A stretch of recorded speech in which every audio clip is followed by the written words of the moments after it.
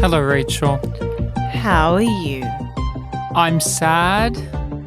I'm disappointed. But also, I feel that sense of accomplishment as well. How about you? How are you feeling? I'm feeling a little relieved, to be honest. Why is that? Well, this season did not suck as much as season 4. Well, there you go. Stamp of approval from Rachel. We don't need to do the recap after this discussion because we know where it stands. I'm feeling a bit sad. I'm feeling a bit disappointed because we have reached the end of another season of The Expanse, and some people that we care about so much didn't get to make it to the end. That's right. No Ashanti. Didn't see her pop up in this final episode. They set her up early in the season. I guess they're holding her back. Belter. No Gaunt Belter. Where was Mercury? They have him on the Blu-ray cover. DVD they have menu him as well. on the menu. Not Alex. They didn't have him on the cover for some reason. Weird. That. We'll return to that. Oh, yeah, and I guess... Suspicious. Suspicious. And yeah, and I guess we also lost a member of the Rossi crew, Alex in particular. Oh, boy. Oh, as he would say, oh, boy. But Rachel, what are we doing here other than just making sure everyone knows that we did notice the lack of Ashanti in the season 5 finale of The Expanse? Legitimately, it took you saying her name 3 or 4 times for me to twig who Ashanti was. How could you forget? How could you forget that well-established character? So good that she appeared this season, and she's going to come back the last season. That's who Christian's going to be talking to. Yeah. They hired an actress. We're here to talk about an episode of The Expanse, as you may have already gathered. We are going through the show for the first time. Neither of us have read the books either. We haven't participated with any other material than the episodes we are watching one by one. This is new to us. This is a new frontier. Hence, we're exploring The Expanse because, Rachel, you and I, we've podcasted for a while now. We've covered science fiction television shows, ones that we've known, ones that one of us have known, but this is the first in which we are both blind. We are both new to this. What episode are we actually talking about today? Nemesis Games. That is the name of the episode, as well as the name of the book this season has been adapting, because that is what they do. They tend to leave the final episode of the season to be the name drop. But we have to know what happened in Nemesis Games. Do you have an idea of what the IMDb description will emphasize? Oh. Marco. I think Marco going through the ring is going to be in there. Even though, that's towards the end of the episode. I think it's going to allude to Alex being in danger. And Ava Solara is going to be in there, even though she's not important to the plot. Let's hear how accurate you were. Holden and the Rossi face off against Marco's forces and Drummer, while Alex and Bobby attempt a dangerous rescue of Naomi, and the balance of power in the solar system shifts. So there is a Marco focus in there, because it's Marco's forces and the balance of power shifts because he's the one that shifts it. And that is what they have to say about Nemesis Games. Episode 10 of Season 5, the final episode of the penultimate season, comes in at an 8.6 on IMDb, but do we think it's that good? And do we think this had anything yum yum? Did this make you lick your lips, throw your hair back, and get hot under the collar? Was there anything sexual, horny, delicious in Nemesis Games? Not a whole lot. It's been a very dry season. There was tits, Rachel. We had actual nudity in this season. Overall, though, but that's the highest peak the show has gotten. Yeah. I suppose because we had a sex zero scene. G sex. It was CG'd over nipples. Yeah. Wasn't the same. Wasn't the same. It's not it's one of those things where it's like, oh, it's a TV show. Well, this season they just had very casually some nudity, and it was very refreshing. But did the finale give you anything? Not really. Not even an automatic Amos pick? He's more cute than he is hot in this episode. Him with the bottle and him being like, Holden, so you wanted to kill me one time and we're good. So I'm luring you into a false sense of security, Holden. Is that okay? Yeah. Hey, Peaches, look at this part of the ship. I will grant you the struggle because I am going to do something that I feel has not really been a thing with our podcast outside of when Amos did not show up in episodes and you could not give an automatic Amos. I'm going to abstain from any horny factor out of respect for Alex's death. He died. And there was no horniness to this episode. And out of respect for a fallen comrade, we are going to say that this episode, we're just going to skip over the yum-yums. Yum-yum. How was your experience with this finale?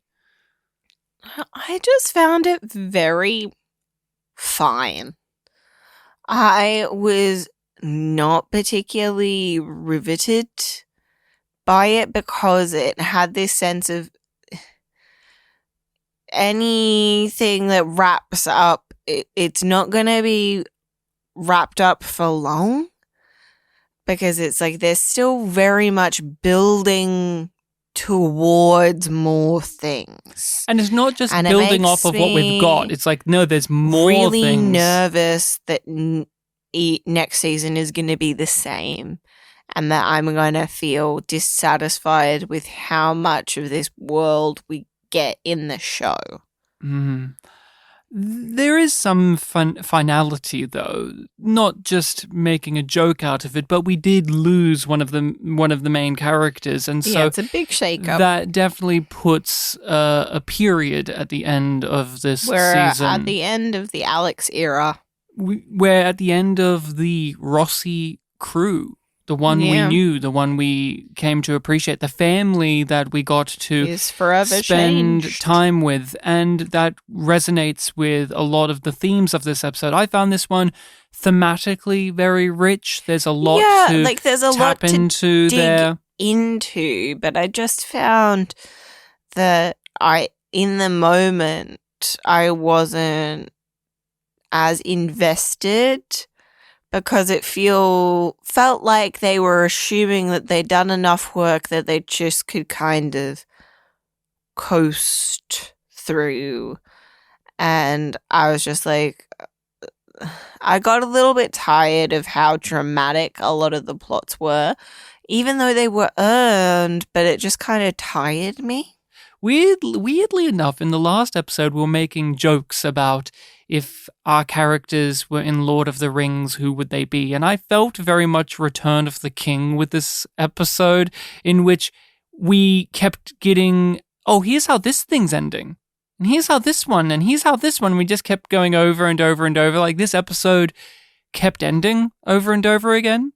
And it reminded me of that, but not with that certain finality, that because this is not the end of everything. But I enjoyed this one very much so. It's not my favorite season finale of the series thus far, but it works well with what we have been given in the show, and it emphasized character and theme and left all of those plot teasers as things sprinkled through the episode and very much heaped on at the end. But I don't think it was compromising what I'm here for, which is the stuff with the characters, with the world, and with the themes that the series is getting into.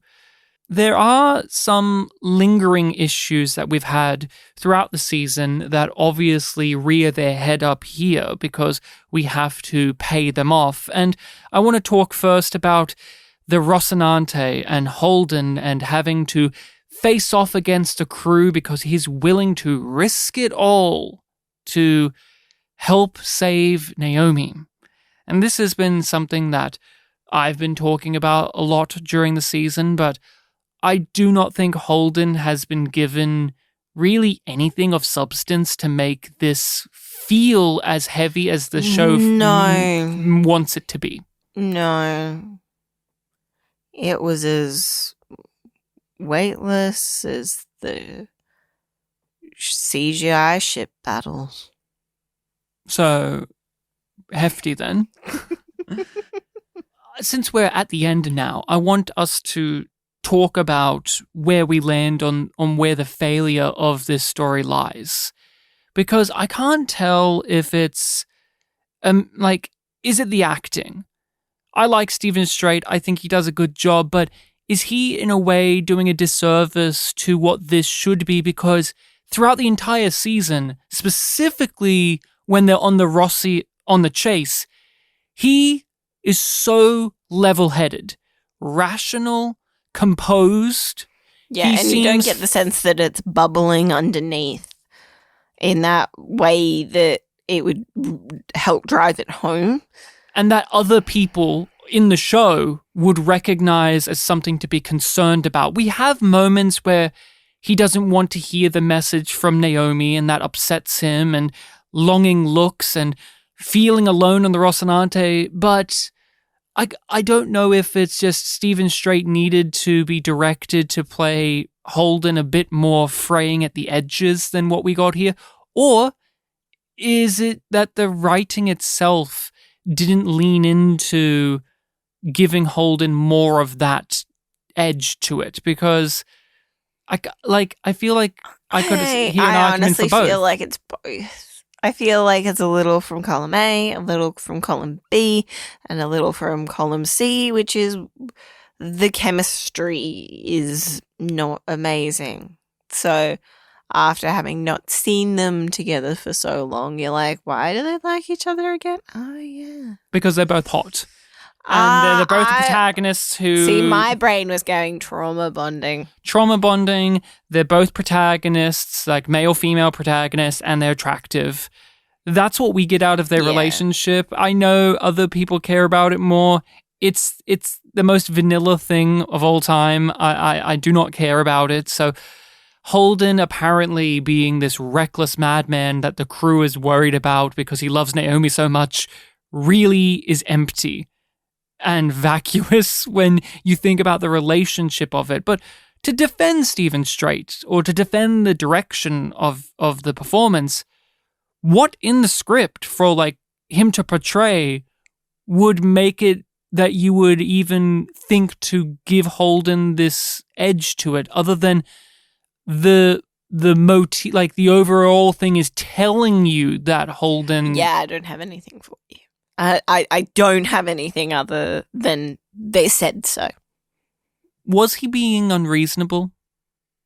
Was what he was asking for and what he, in a way, engineered to be the outcome here, was that unfair? Was he in the wrong? Because the argument that you can make on behalf of Bull and Monica is he, through his leadership style, made it so that they have to go to this end.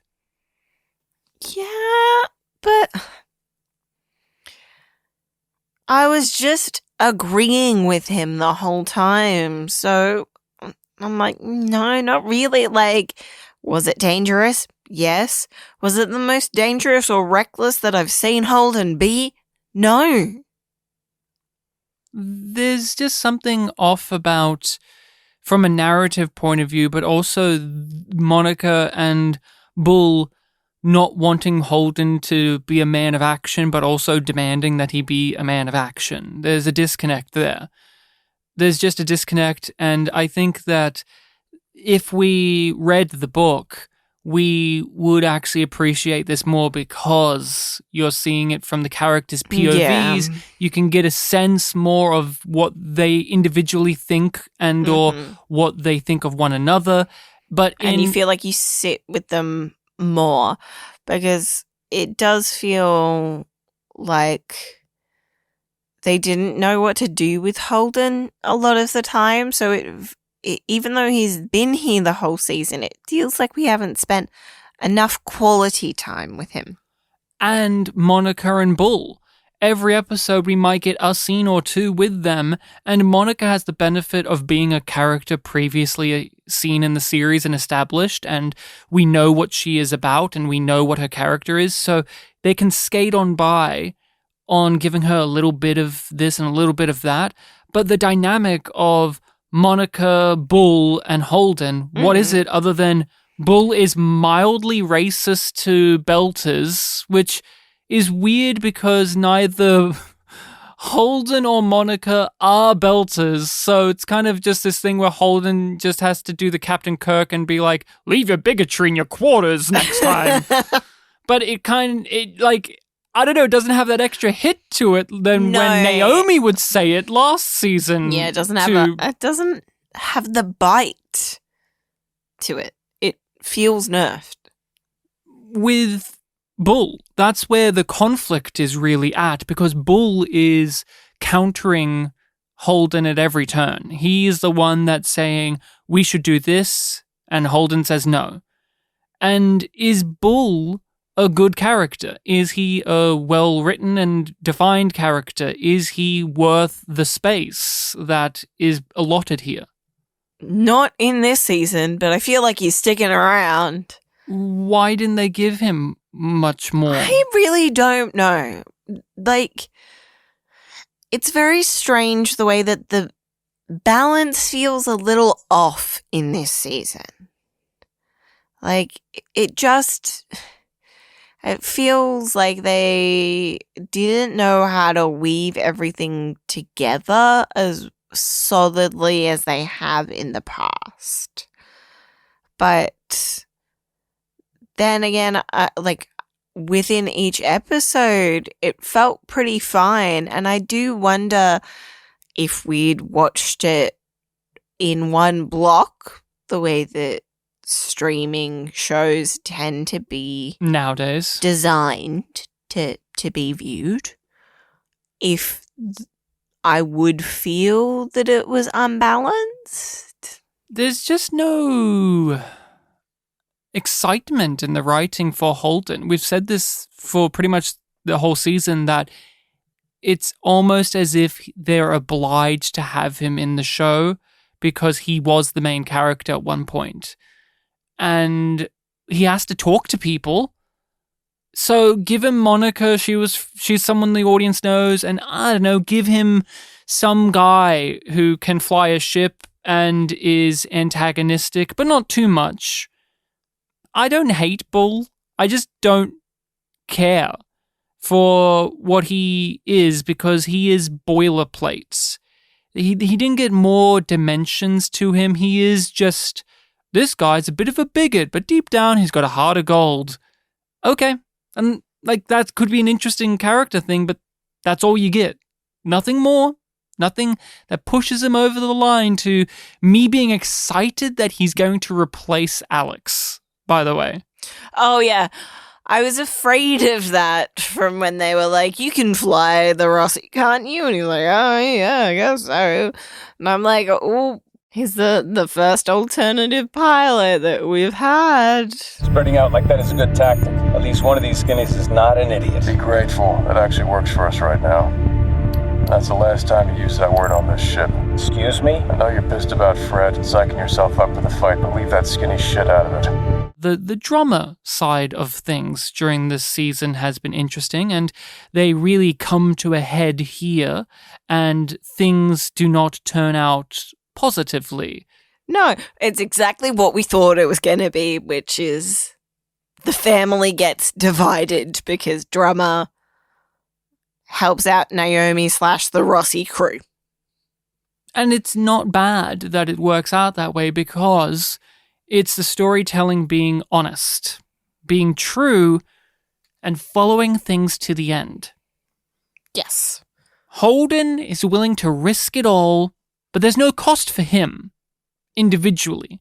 There's costs for other people, and they will bounce back onto him, but him so-called risking it all to save Naomi, there is no push, there's no splashback on him per se.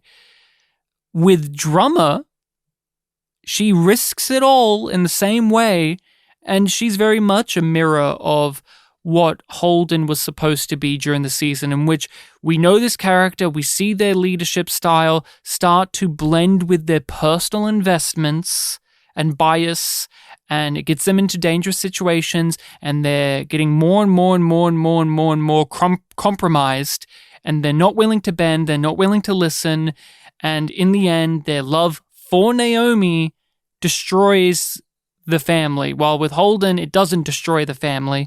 This one, it does destroy the family. So it going exactly where we thought it would be is not a negative on my end of things, because it's telling the story the way it needs to be told. It's a tragedy. Yeah.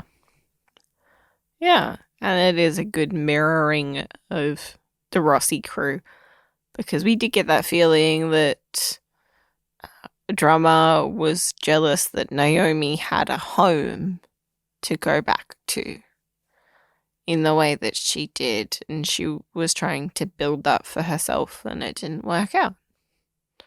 I keep on coming back to it was fine. Like, it did its thing.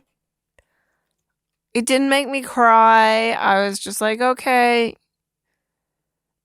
Like, for me, it did feel a little bit like, okay, you're trying too hard now. I feel like I'm coming off like such a bitch talking about this episode. You don't like this finale, huh? I honestly, did you like anything in this finale? Truly, did you enjoy, was there anything that you thought stood out or was good? Because we have our notes here, but let's put them to the side. Oh, okay. What was good about this finale for you? You can say that there wasn't anything and talk about that. I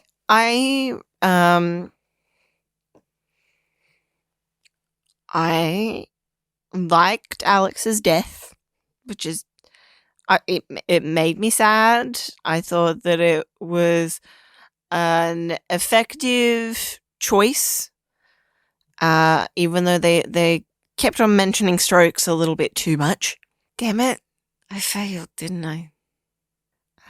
So I guess I kind of liked that. I really liked the cinematography when Naomi is has resigned herself to die, and then Bobby appears, and the way that they do the sound first and the extreme close-up. I thought that was really well done. I liked Avasalara at the end. She gave us the message of the show. Mm-hmm. If we all work together, perhaps we can create a better world. Multiculturalism, have you heard of it? Unity defeats all the evils of the world. That's what the tyrants are afraid of. Mm-hmm. But she's stunning. Yes. So I enjoyed that. I liked everything with Amos. I'm beyond biased at this point, but I thought it was really sweet that he has the tequila. It was tequila, right? I think. But he drops it. Nobody catches it. Nobody catches it, just smashes. I like that Eric is just like already trying to figure out how to corrupt the new world. It makes me think of Motri's speech from the end of last season, where he's like, "New frontiers, Wild West. There's no post offices. It's all crime and barren wasteland, and there's always someone trying to turn a profit and squeeze out people and corrupt." Really enjoyed Amos talking with Holden and Peaches turning up. Ryan, would you like to share what I did during that scene? You squealed a lot. I did. And you laughed a lot. And I started chanting Peaches. Peaches, Peaches. We all love Peaches. It's so hilarious that she doesn't know why she's called Peaches. Yeah, or at least she didn't admit it. Well, yeah, the last episode she didn't understand, and it's just all these things where the show hasn't explained it, but like, you know what? You know why. It's a butt, right? No, because her name was Melba, which is a peach-based dessert. Ah. That was her alias, Melba. And so he's constantly in a way calling her Melba still. It's very funny, but it's just very funny that this rich girl doesn't know about like a fancy fucking peach-based dessert. It's just very funny. It's very funny. Thank you for unpacking that. It's very funny that Amos knows what it is, but yeah. What else did I just wanted to bring... Oh, you wanted to bring something up? Oh, I just wanted to bring up with the Peaches inclusion scene, just how funny she was in that scene, where she's like very sheepishly trying to make herself look small.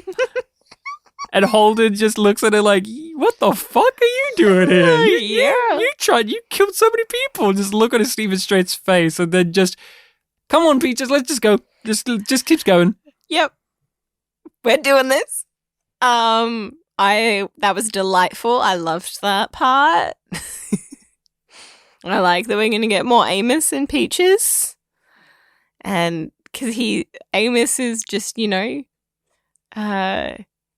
recruiting people to make him better. And he lost Alex, so he needs to keep Peaches.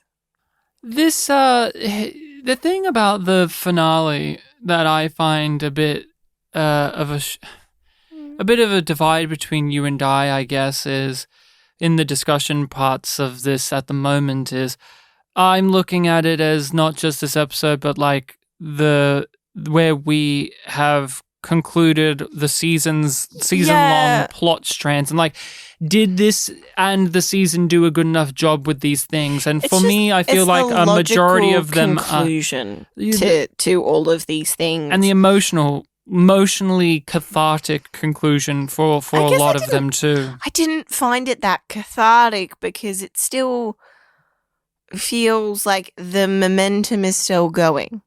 I was enjoying the episode a lot more before we had the epilogue. When I thought that it was just going to end where... They're like, this is what he's afraid of? Yeah. I thought that was going to be the end too, and then they're like, nah, here's then it keeps going, and like, it's just made me feel like, oh, I didn't get to just sit with these things that you've resolved and offered up as well. I think for me... a part of my frustration with this episode is they keep on saying stuff about Alex, but they don't pause and sit in those moments. And I'm like, Shed got that. Let's talk about the Alex stuff, okay? Because we've mentioned it, but we haven't actually dived into that stuff because it's huge. It's a huge thing. It's a surprise. It's a real shocker. But is it also talking about catharsis? Is it fair that Naomi kind of blames herself? Isn't it? The catharsis as well. We're just talking about emotionally. Is this good as a end of a main character? So what happened to Alex? So walk us through a bit of the chain of events and your reaction. Bunch of hard burns, and with each one, it seems to increase the risk of stroke or other complications. Naomi made it difficult for them to come get her because she kicked the thing out, so it's now making her ship spin and twist, so they can't just come up to it. They have to do all these burns and maneuvers. Yeah. And Alex is working really hard to try and figure out how they can get on board. And then Bobby goes out in the suit to pick up Naomi. And when she's doing that, Alex has a stroke and bleeds out. We see it, he gets a nosebleed. And he's limp. That's what I meant. And throughout the episode, he was extra sure of himself and cocky about his ability to do this. There was lots of talks about the dangers, the risks of it, but also, are you, Alex, confident that you can do this?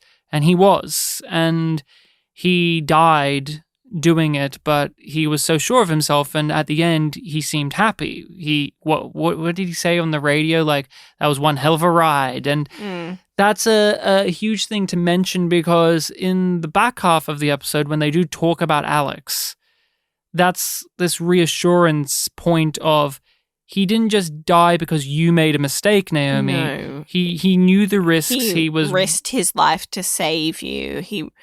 And we know the risks of going at these speeds and doing these things. It was a stroke. It's a risk we all take with every heartburn.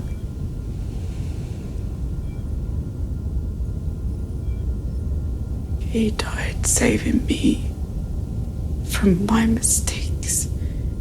Naomi reacting the way she did makes sense. Naomi feels guilt all of the time. She's just come off of a season of feeling like she did not save her son. And now she's lost one of her family because of her choices and her actions, which you could argue were selfish on her part. That's what she would say to herself of if I didn't feel the need to go on this season-long quest to satisfy myself, we wouldn't have been in this mess where Alex died. Yeah. And is that fair on her part? No. It's not her fault. No, but it isn't logical. It's emotional. And I really like the touch that one has with grief, which is you hold on to the tiniest little things and you spin them out in something bigger, which is she called him a brave idiot. A brave idiot. And she really hangs on that as both a thing that she found to be a sweet amusement, but also a bitter pill to swallow after all of this. Because he was a brave idiot. And he would have loved being the brave idiot of their ship, but at the same time, it was an insult as well. Yeah. I want to get your opinions on Amos's response to Alex, because they're all really worried about how Amos will respond, because he was Alex's friend on the ship.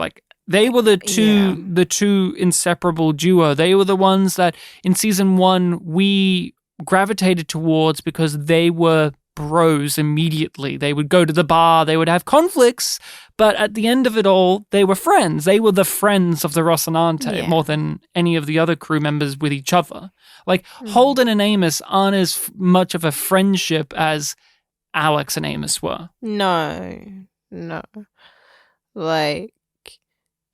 Amos is friendly with Holden, but it's still very much he's the captain. There's a rank. Yeah, there's a rank, there's a divide, there's a hierarchy. Working relationship.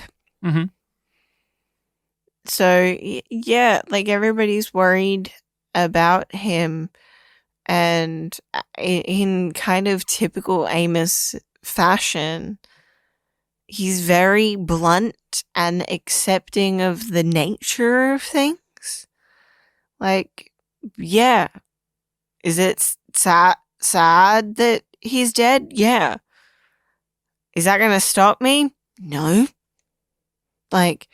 Life continues. And is it going to be different? Yeah. But just accepting it as a fact, and he still doesn't seem to be dealing with the emotions of that, which makes complete sense for Amos. I'm not too sure if I would land on the same point of view of that. I'm not saying that he's not acknowledging the emotions. He's just not being as overt with it as other characters would be. It's not like he's got this expression and this glum look and tears in his eyes and he's like, I miss my friend. Well, no. That's not how he's processing and communicating his feelings. He sees the beauty in this rather than the tragedy of it. Yeah, like he died doing what he wanted to be doing. So he made a last stand for family. Yeah. Which is something that Alex defined himself was a family man, even though in the reality he destroyed his family because of his own arrogance and selfishness, and he regretted not being able to take that back. This season, that was the start of the season, was him trying to right that wrong, and he couldn't. And at the end of it, he died being able to help his family, and his family was the Rocinante, was Naomi, was Amos, was Holden, and any of the other people that they had along the way as well. And that has been a thing about Alex that I've enjoyed, is he was a very human character of the Rocinante crew. He was flawed, but also he was relatable. He was the crew glue. The lasagna, yeah. He's what you call the crew glue. He was the glue that held the crew together, and he was the heart of the team. Yeah. And he was the most relatable, because I'm not going to be like, I'm not an Amos person. I'm not a big jack sociopath guy who can get everything done with my supreme fighting skills. I'm not a Holden type or Naomi, but I could be more of a, like, I can see, like, being like an Alex. I have a part to play. And with Amos, though, I think it does have more resonance and a more emotional stuff, because his season-long journey has been about finding the value of, and this episode really is hammering this in, community, family, the ones, belonging, all of that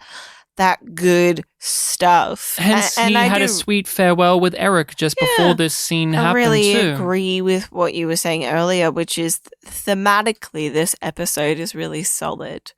Amos, too, he keeps changing throughout the series, and I think this is a great marker of his psyche.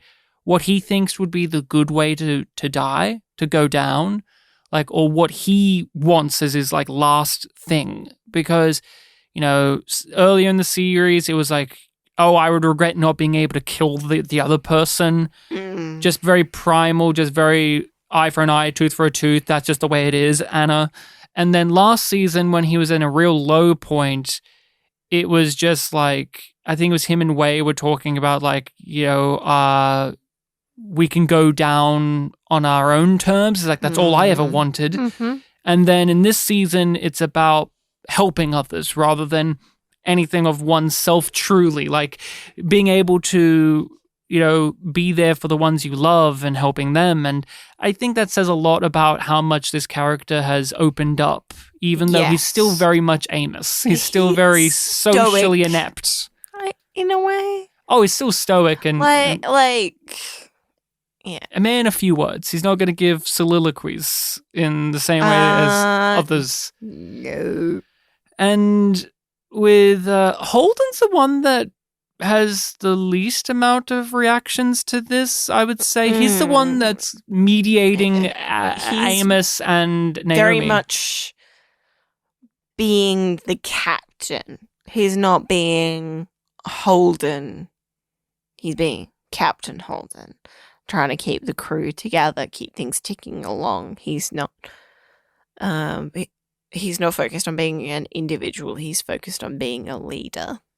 This episode keeps coming back to that family idea, that tribes, the tribes and family. And when we do hear about Naomi's message and what it's talking about and what Amos is talking about and what Alex's last moments were about, it really comes back to how we should appreciate what is around us right now, but also be open to the fact that things are finite, things do change, things are not forever. But you had some statements at the start of this conversation about Alex's stuff, about how there was something just not there. When we have the moments after Alex's death, you wanted more? I wanted to feel like I was sitting with them in their grief. Because it's very clear that all of them are grieving Alex in their own way and on their own journey with, like, accepting this new fact of life. But it just felt like, oh no, we can't be sad. So we've just got to keep going. Like, Naomi is probably the most openly distraught. And Holden is just like, don't be sad. Have you tried not being sad? His family's going to sort out the funeral stuff. And he's going to get the full Martian... His ex-wife is doing it. Which makes sense, and also... what? Yeah, well, okay, so... But, like, so we didn't get to, sit and feel those emotions because Holden's like, nah, don't do that. And then Holden's too busy to grieve. And then Amos is too busy to grieve.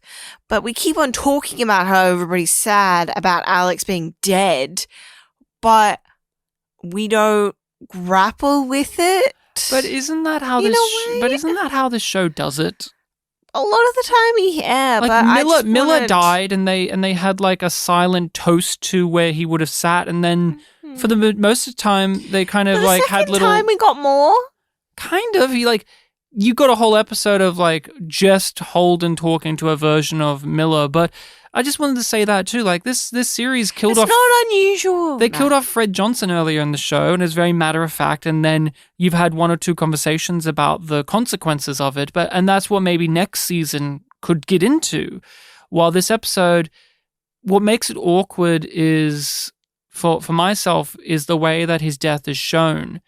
It's very peculiar, and then the scenes after it tell you in a very, again, strange way that he has died. And I know why. You don't, do you? So, there's some trivia for this stuff. What? I know I know some trivia about this, and I hadn't been spoiled on this. Was there something cut? I hadn't been spoiled on this. I have a friend that I talk to for the Expanse stuff, and we got up to this point. It's like, okay, here's what you should know because all the fans knew this when this happened, before this happened. So, Rachel, this is fun. Why? When I say fun, sad. The actor of Alex, not a great guy from what I can understand. Before the season came out, all of this news was out there about him having some serious sexual misconduct with fans, using his power and his kind of social media presence and all that kind of to do some inappropriate stuff, or at least allegations of such things, that the show had to make a choice of not having him be in the next season. But then what do you do? How do you handle it? And so their method is, through the power of editing and some minor reshoots, we kill Alex. So that's why it's weird. That's why Alex is not on the Blu-ray cover of our Blu-ray. That's why it's not on the menu. Reusing. Yeah. Yeah. That's weird, right? And so that they're reusing some dialogue to fill in some spaces of Alex. That's why when he's dead, it's weird because what it is, it's a still. Like, from whatever scene, they've just paused the scene and then put CG blood there. Mm-hmm. So this is, if anything, something to commend the show on, of finding a way through very unfortunate circumstances to conclude a character. I felt like something was off when we were watching it. I was like, this weird, but I didn't go, that was a thing in post. I was just like, they made a choice there. This is the one I compare it to the most, and it's not as overtly terrible, because the one I'm going to compare it to is way more terrible and less thankful to its character that it killed, which is Trip in Enterprise. Mm-hmm. It has that jarring, whoa, that happened, and then the episode keeps going, and you're like, whoa, no, shouldn't the episode now be about this? And no, we're going to just keep going. That's how I feel about how Trip ends in Enterprise. That's a much more extreme example, but it's still in the same ballpark. But this, unlike Enterprise just did that to be a fucker for no reason. Well, this is, they got this was a very shitty situation, and they have to make the best of it. Cutting ties. Yeah, and creatively, what do you do? Do you do what they did here, or do you wait till the next season and then have some roundabout way of writing off the character? Or we did a time jump and Alex went back home and did this, and His ex-wife actually took him back. And how much do you still give respect to the character itself just because the actor is a terrible person? Yeah. Losing a friend. Making a choice to hold your ground to save your family. As far as last stands go, that's the one I'd pick. He picked it too. I called him a brave idiot. There's worse things to be. We've kind of hit upon most of the stuff within the episode outside of the epilogue. What about Marco? Well, yeah, outside of the stuff they're setting up for the next season with Marco and Philip and the ring. But Philip's an unfeeling man now, don't you know? Aren't you proud? Is that an act on his part? Is he trying to... Yeah, I think so. I think Naomi's words are just proving more and more true. And that's creating he's still very conflicted. There's still a divide within him of wanting to please his father and wondering how much he can trust him.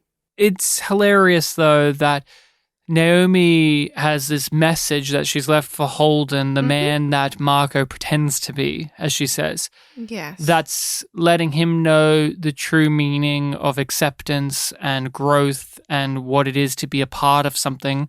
And Marco does not understand that idea because he's so proud that Philip has remained what he needs him to be. Yes. Which is this unfeeling, uncaring, unthinking basking monster. in the glow of everybody chanting his name as well. And Marco feels this sense of boosted confidence at Philip's apathy. And in a way, too, a spark of jealousy, I think, because Marco can't help but get distracted and tangled up in his emotions. Like, he is compromising himself in front of so many people because Naomi keeps fucking getting away with it, and the Rocinante got away with it. Like, he's a dog with a bone and he can't stop chewing on it. But then here's his son completely unfazed and just saying, this doesn't change anything. We just keep going forward. And it's weird that Marco has to look at his son and be like, oh, yeah, you're right. Yeah. Yeah, that is what I said I should do. Greatest parent of them all. Fuck off. Outside of what they get up to, is there anything else within this episode that you wanted to highlight or mention or... No, I feel like I've touched on my main thoughts, even though I do wonder how, as usual, how well I've articulated them. I did like the dinner banquet party on Luna. Confirmation that Bobby's just working for Avaslara now. Thank you. It's what we all wanted. Long enough. That the Rocinante is a part of this effort. They're on their own party. They're not flying a flag. They're not flying a flag. They're an independent ship. They're an independent ship. And one of my favorite jokes happened in this moment, which is when Wait. Something topped the Earther Belter and a Martian are in a bar. Yeah. Sorry. Yeah. Wow. Yeah. I didn't think it would happen. Yeah, that was the funniest joke since Havelock's chest. But it was Monica being denied entry. Yes, you love that so much. And she just very hoarse voice, being like, "Oh, come on!" And I just love that she can't get no respect. She just can't get no. They don't give this lady respect. She's a fucking hero. No respect for the journalist. She's done so much respect for the journalist because she is the one that figures out that the proto molecule got away on the missile. She gets Bobby to help her. What a fun duo that is, by the way, Bobby and Monica. I'd watch them two talk, but. More so. It figures out they fired a torpedo missile that we didn't see because of all the hectic stuff going on. And it means Marco got the proto molecule. It's out there. We're in trouble. It's what Monica feared from the beginning of the season, which is when bad people get it, what happens then? Because beforehand, it was like governments had it and businesses had it. But what happens when you hand it to a madman? Yeah, it was one thing when Fred had it, when the Martians had it, when Earth had it. When Mao had it. Yeah. Look how bad it was when Mao had it. Now think about Marco. And that's where we kind of get into the Marco situation, which one, completely wild, talking about the proto molecule, he gave it to the Martians. Yeah, it seems. Yeah, he paid for a fuck ton of weapons and equipment and ships with the proto molecule. And seemingly the universe, because the Martians that he gives the proto molecule to only want one system, and they're like, you can have the entire fucking ring gate. We don't give a shit. You leave us alone. We want this galaxy. You can have whatever's on the other side. You can have all the other 1 billion systems available. We just want this one. But they don't get far. Well. Because the red goose says no.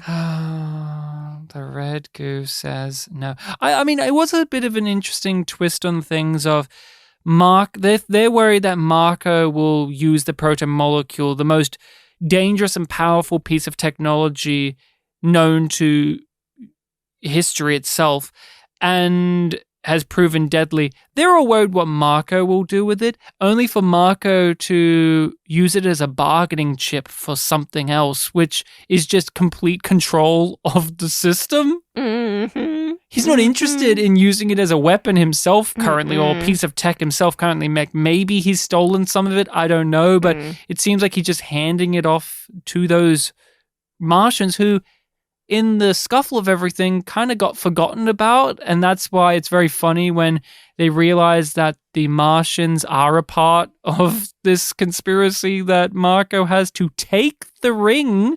That was a nice little... Yeah. That was a nice little plan. Because you were saying to me, I think when we were watching the last episode, like the previous one, why are they still showing the ring gate in the credits when it hasn't been factor in this season at all? Yeah, and then they address it, and now the end credits are different. The end credits are very different, but Marco, he's planned to take the ring. Did you appreciate it? Did you like how it played out on the screen and the implications of it? Yeah, it is exciting. That what's this actually going to mean? What's it actually going to look like? you doing, Marco? What you doing?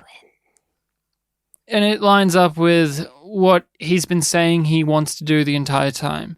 Yeah. He's not about just destroying it's his grand Earth. plan. His big grand plan was to control everything, to dictate who can come and who can go. Mm-hmm. And so the fact that he took the ring gate for himself, not a surprise, honestly, but in a way it was obfuscated by so many other things that it did turn out to be a pleasant surprise when they did have the plan spring into action. Yeah.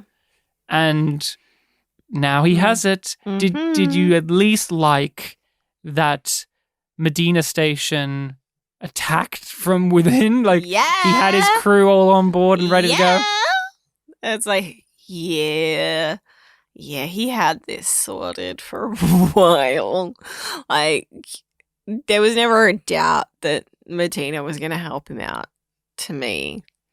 It was just hilarious that you saw the missiles shooting from inside the ring out and just, oh, he's got this completely sorted on all ends of things.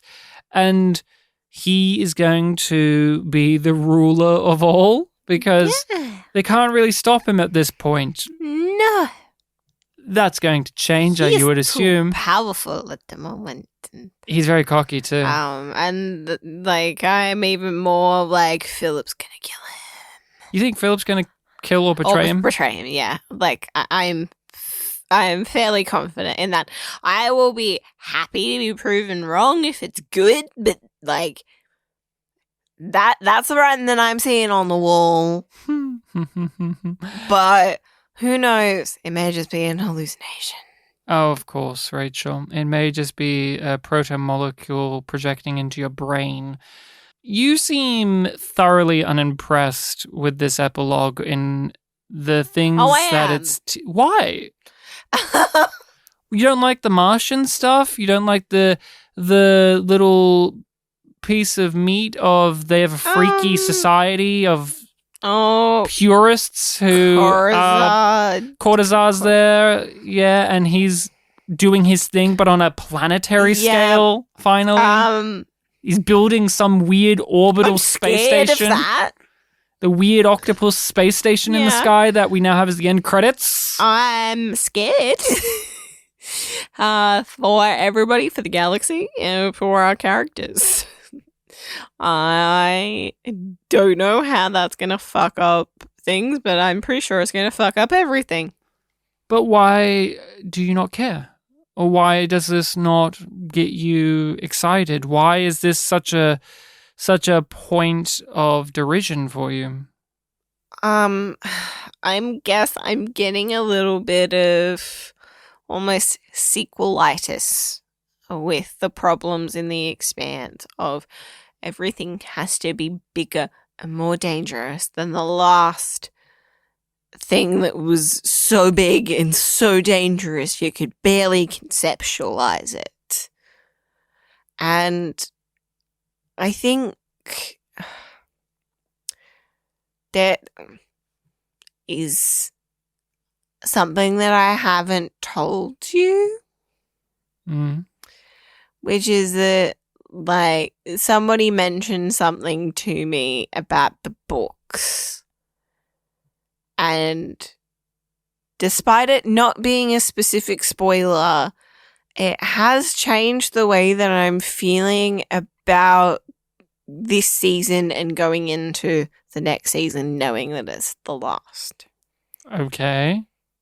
Vague as always. Well, I don't want to tell you, and someone told Rachel about the books, and it soured her on the rest of the show. Thanks, everyone. See, this is why you don't spoil things for us. No, but like... I don't know. I'm left here, not knowing either. I'm enjoying the show. I enjoyed the epilogue because it was weird. It was like a promise of freaky shit. You got Cortazar on a planet using it as a fucking experiment in itself, and the people running it are a bunch of fucking nut jobs who are all about purity and military might, and they're just heightened version to the point in which it would be excellent if we could execute people for not wearing the correct dress uniform. Isn't that right, Freddie Lowndes from Hannibal? That's right, sir. Yeah. And I love all of that. I love the play on things, the name of the planet or the system. I can't. I think it was the planet. What was it? Laconia, which is a region in Greece. Mm-hmm. Specifically, if we're going to the historical, it is where Sparta was. And that makes a lot of sense. So much sense for the Martians. For these Martians in particular, it seems, or at least that's what they want to evoke for themselves. Yep. I think that's interesting. I'm invested in this. I'm keen on this because it's the most direct in a very long time we've had to a promise of getting into the grander universe-wide story or mythos, I guess I would call it, because I guess in a weird way, it's the part of the series I've cared the least about. The origins of the proto-molecule and these ancient races that used to be here and what was happening in the past and what will happen in the future and oh my god, there's interdimensional beings and the havoc they'll unleash in aliens, and that's all been there quietly in the background, and we've had moments where it's really hit us in the face, but it's not, I feel like they haven't really busted open that side of the story yet, and this finale gives us a promise that will actually be tackled in the future, and I'm excited and interested in that because it has been the thread that's been dangling for the entire series, in which I haven't been satisfied truly with them when they've pulled on it. Like, the Eros stuff was good, and season 4 had like little bits and bobs of it with Illis, of course, but there's just something in which I'm still on the edge of my seat waiting for them to pull the rabbit out of the hat with this. Like, what's this all in service of? We are already seeing beautiful results. By the time you arrive, I hope to be ready for third phase construction. I am confident that the structures are stable and, I believe, still intact. With enough time and proper equipment, I have no doubt that I will be able to decipher the control patterns. Even with the sample I've been waiting for this moment for a long time. Was this a good finale for the season? For the season, yes. Was it my favorite finale? Was it my favorite episode? No. Was it a good episode? Yeah. Really? Well, like, I didn't majorly love it and enjoy it, but I can still recognize that it was good at what it was doing. It just didn't really connect for me. Would you give it a yum or yum yum? I don't know. On our rating system of yum being bad and yum yum being good, what do you give it? There are no half yums, which I know you wish there was right now, but there aren't. It's a yum yum for me. Yum yum. Why? Because even though I didn't like it, it was still good. It was still good. I enjoyed the performances. All of the stuff made sense. The dialogue was good. The performances were good. It did what it needed to, and it did it well. Yeah, I must admit that I was going to give this an easy yum yum, but this conversation, you seem so thoroughly disinterested in this episode that it's kind of like, why are you giving it a yum yum when you're making me wonder? Like, yeah, I guess I like the episode. I don't know. Like, I'm sorry. It's fine, I guess. Yeah, that was fine. Like, we talked about the drummer thing for like a second and then moved on because I guess, yeah, that happened. And I guess that's the thing too, where it's like, I'm still reeling, I think, a bit from season 4. I still think about season 4 and think, well, this is a step up. And so how much of it is the bell curve? But I've enjoyed this season overall. But this episode itself, like, it's not my favorite of the season. It's not solid, my favorite finale. But not amazing. I like the stuff they're teasing. I thought it was thematically rich. I liked the character stuff for the most part. I liked where a lot of these things concluded. Clarissa is a part of the crew. It only took them a few seasons to get there, but we got there in the end. I hope. Let's see how season 6 plays out. They might pull some bullshit. They might do actually, you thought she was going to be a part of the crew, but she's not. Twist. Fuck you, Ryan. Mm-hmm. It's what I wanted, though. But there are some things where you just have to acknowledge that they had to make the best of things with a situation that was unfortunate. I give this a yum yum. Yum yum. But from here on out, we are now in the final stretch of The Expanse. Here's hoping that it wins Rachel over in the end. Who knows? 6 episodes is the thing that really makes me unsure. 6 episodes. There's so much for them to try and do in 6 episodes. 6 episodes, and it's not a full adaptation of the book series, is the thing. So you know that they're not going to finish things, but you also know that it's the final season, so there has to be a sense of resolution. Yeah, but not... Yeah, resolution, but not necessarily completion. Not conclusion. I will save some of those comments for the next episode, because next time on our podcast, we're doing our wrap-up, we're doing our recap, we're going back through the 5th season, talking about the high points, the low points, the things that interested us, the things that made us really engage with the show or disengage with it, and we'll make our predictions on what will be happening in the final season of The Expanse and what will be happening in the next episode of The Expanse. So everyone, please make sure to tune in for that. Make sure to listen to the podcast, share it around the place with all your friends, family, and foes. If you enjoyed what you heard, you can rate and review the podcast, but you can also support us and get these episodes early. Go over to our Patreon. Yeah, where you will likely find all of the 6 episodes of our discussion of the final season of The Expanse. We will have wrapped it up by then. You can be a part of our community Discord, in which we chat about the show, we chat about other things. There's episodes on our Patreon feed that don't make it to the main feed, in which we talk about things like other sci-fi series and so on, and give our thoughts on things. And if you want to contact us directly, you can email us over at yumyumpod@gmail.com.